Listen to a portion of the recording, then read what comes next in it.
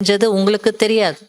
உங்களுக்கு தெரிஞ்சது எனக்கு தெரியாது. ஆனா எத்தனையோ விஷயங்கள் அப்படி இருக்கு. எனக்கும் தெரியாது, உங்களுக்கும் தெரியாது. எனக்கும் உங்களுக்கும் தெரியாத விஷயங்கள் அவருக்கு தெரியும். அதனால தான் சொல்லிட்டு இருக்கிறார். இல்லையா? நான் கரெக்ட்டா தானே இருக்கிறேன். எனக்கு ஏன் சொல்றார் பாபா? தெரியாத விஷயங்கள் எவ்வளவோ இருக்கு. அவர் சொல்றாரா நம்ம செய்றோமா? சேஃப்.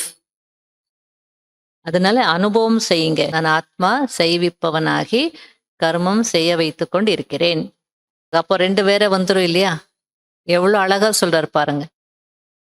சோல் கான்ஷியஸும் வேணும். வேலையினுடைய கான்ஷியஸ் 2மே இருக்கும். இல்லன்னா வேலை கெட்டு போயிடும்ல. ஆத்ம உணர்வுல அப்படியே இருந்து.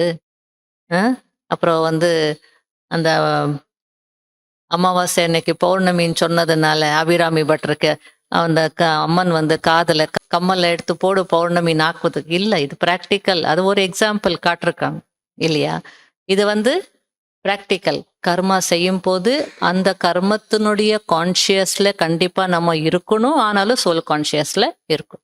அதனால பாபா வந்து கரன்ஹார் வேறு, செய்பவன் வேறு, செய்விப்பவன் வேறு. 2மே நமக்கு கரெக்ட்டா இருக்கணும். இல்லையா? அதனால நீங்க அத பிராக்டிஸ் பண்ணுங்க. இது வந்து பிரம்மா பாபாவுடைய முதல் பயிற்சி. ரொம்ப ஸ்ட்ராங்கானது.